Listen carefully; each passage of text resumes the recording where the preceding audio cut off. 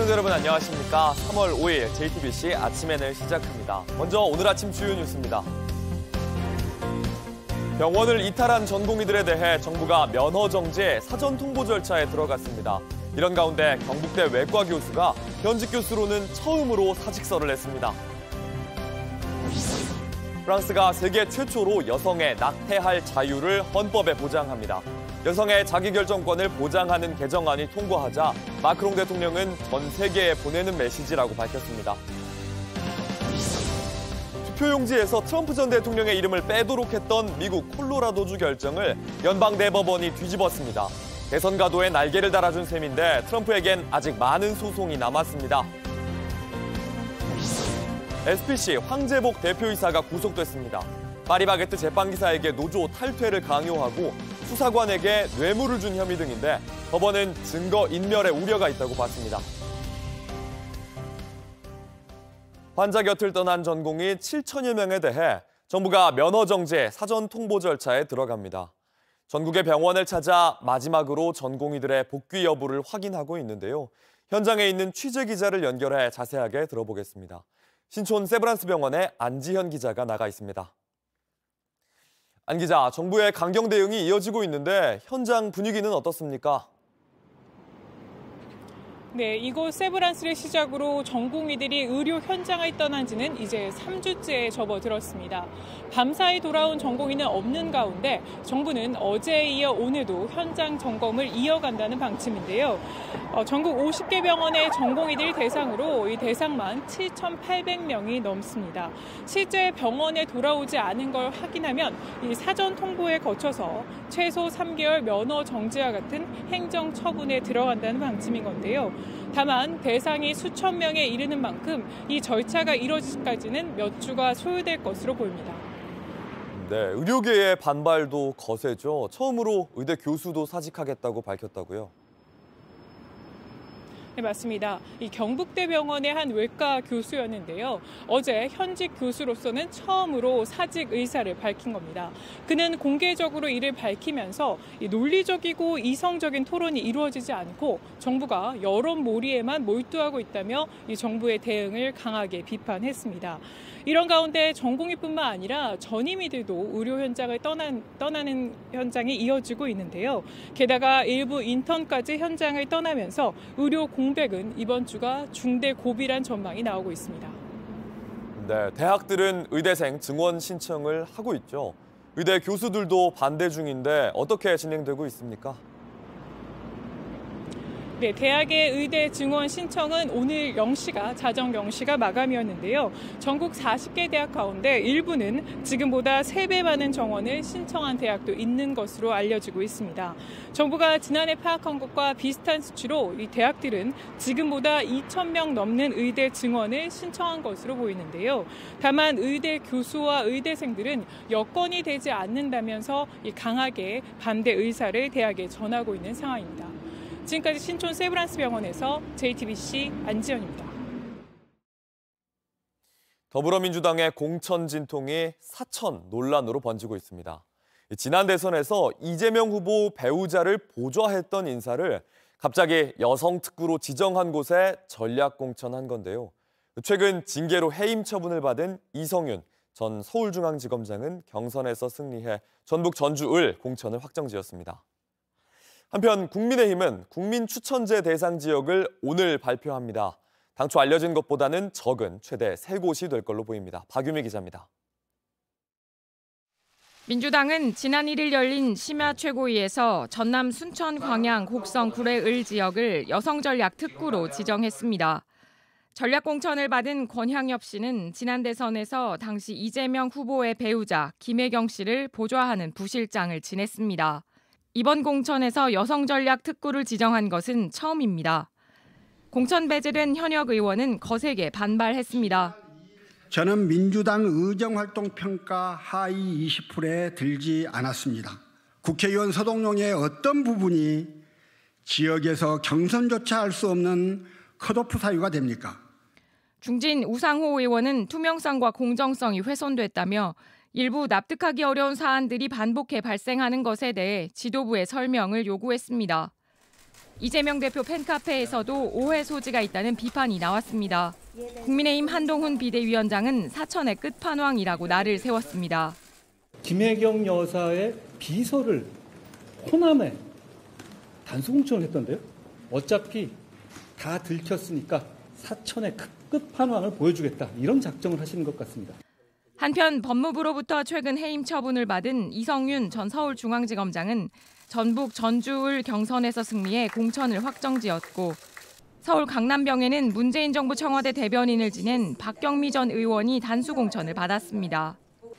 국민의힘은 오늘 국민추천제 대상 지역을 발표합니다. 당초 알려진 것보다 적은 두세 곳 정도인데 서울 강남을과 영남권 지역이 포함될 걸로 알려졌습니다. 국민의힘은 현역 교체 비율이 낮고 무음 공천이라는 지적을 받고 있습니다.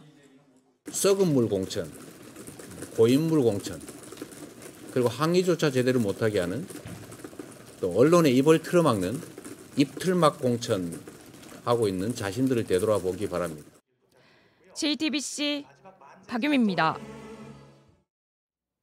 투표 용지에서 트럼프 전 대통령의 이름을 빼도록 했던 콜로라도주의 결정을 미국 연방대법원이 뒤집었습니다.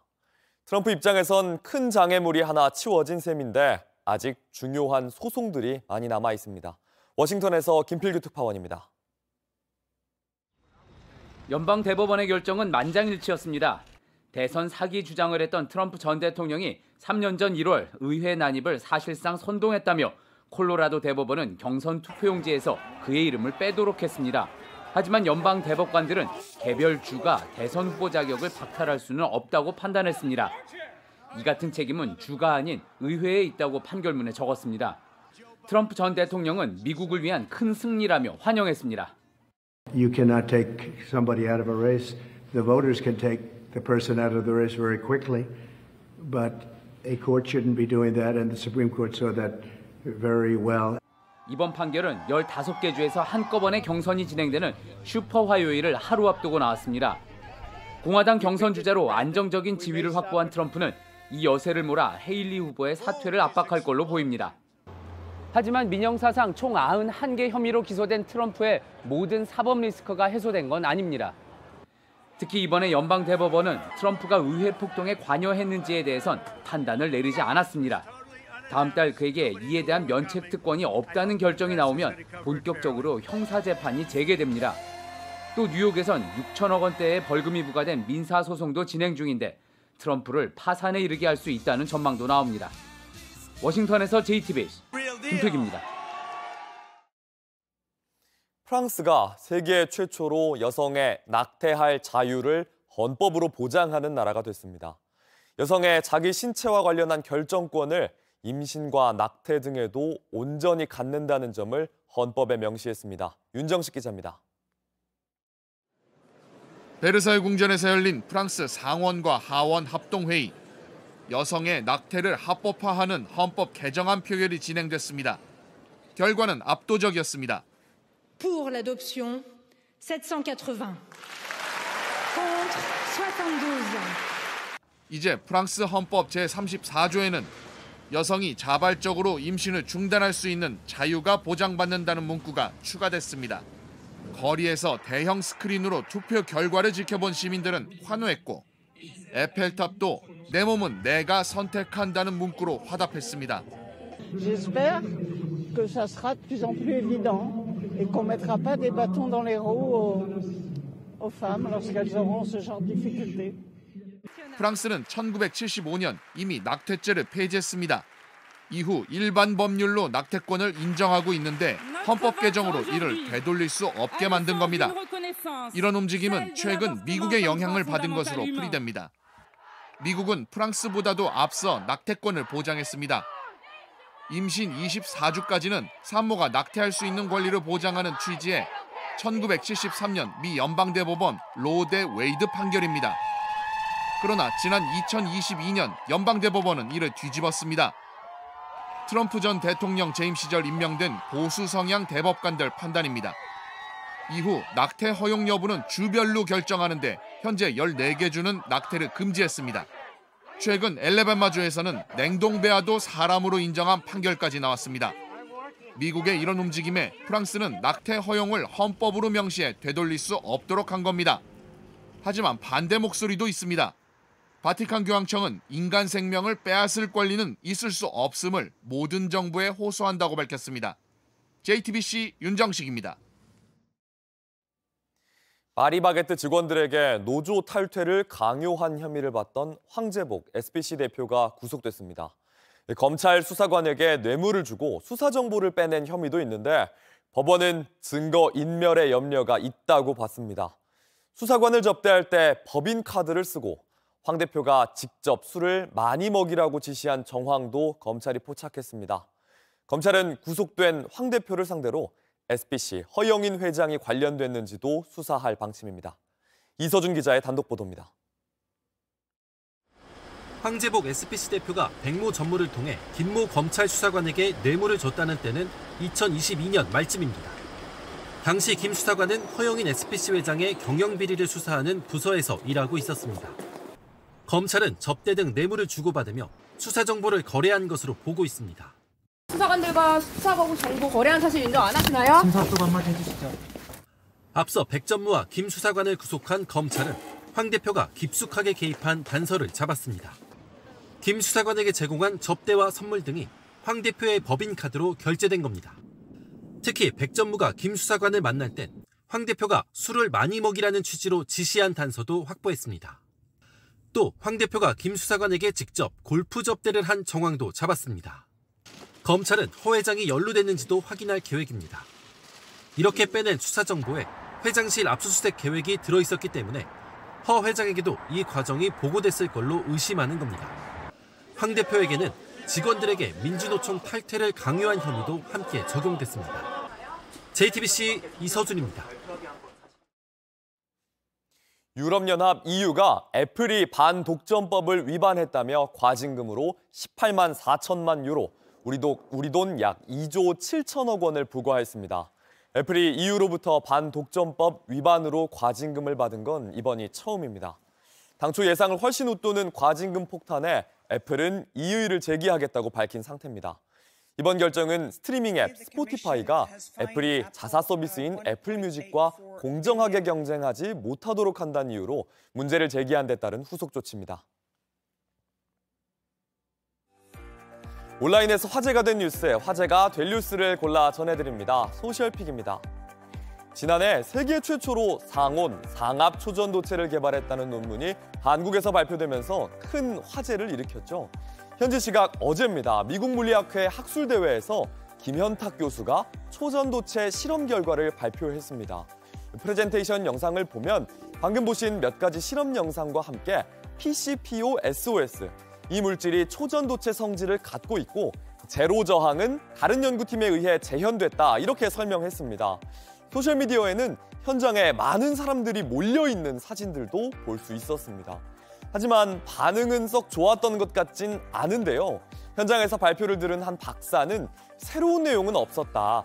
자석과 샘플을 가져와서 재현할 거라고 기대했다, 이렇게 말했습니다. 또 아직 모든 건 추측에 불과하다. 가능성이 없다, 이렇게 지적했습니다. 여전히 우리 학계에서도 이번 초전도체 발표 아직 주장에 머무를 뿐이다, 이런 반응이 많았습니다.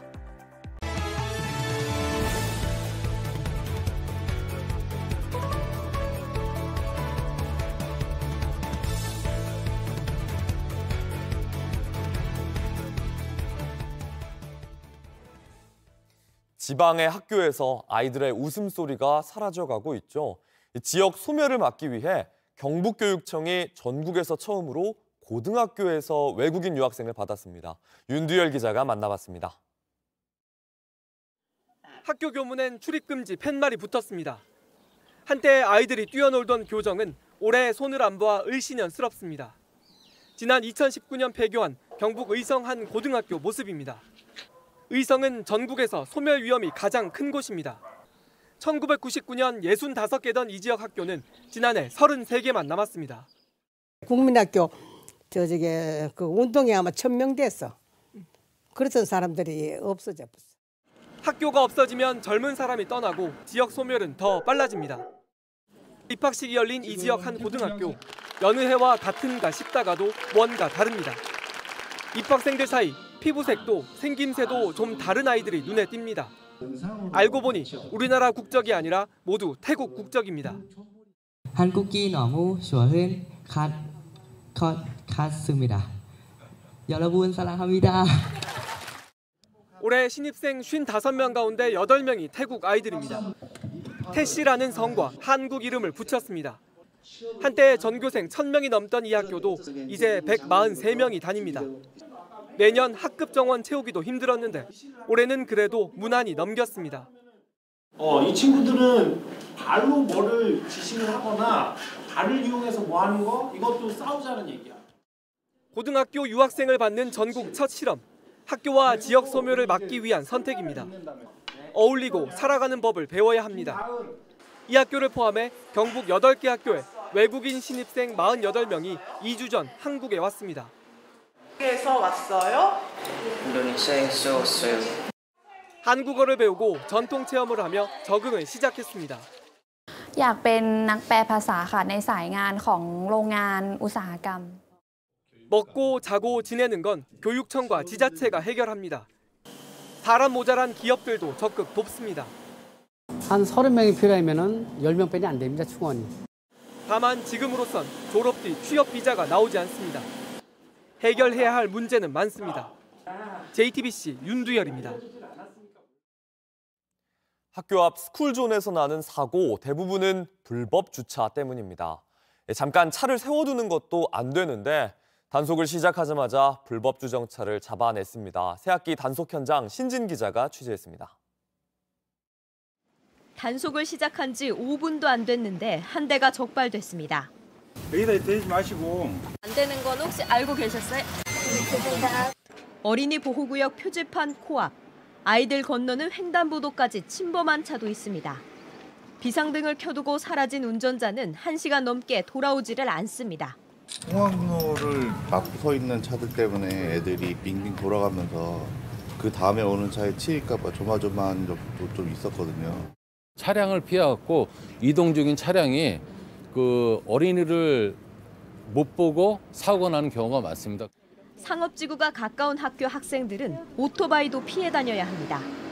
초등학교 후문 바로 앞입니다. 당연히 차를 잠시도 세워서는 안 되는 곳인데 이렇게 바로 옆에 오토바이가 서 있습니다. 이 오토바이는 이 차량 번호가 뒤에 붙어 있어서 단속도 어렵다고 합니다. 거기서 갑자기 오토바이가 확 올라와갖고 제가 치일 뻔했는데 친구가 살려줬죠. 2021년부터 스쿨존 불법 주정차에는 일반 도로의 3배인 12만 원의 과태료를 물리고 있습니다. 그런데도 지난해 서울에서만 13만 5천 건이 걸렸습니다.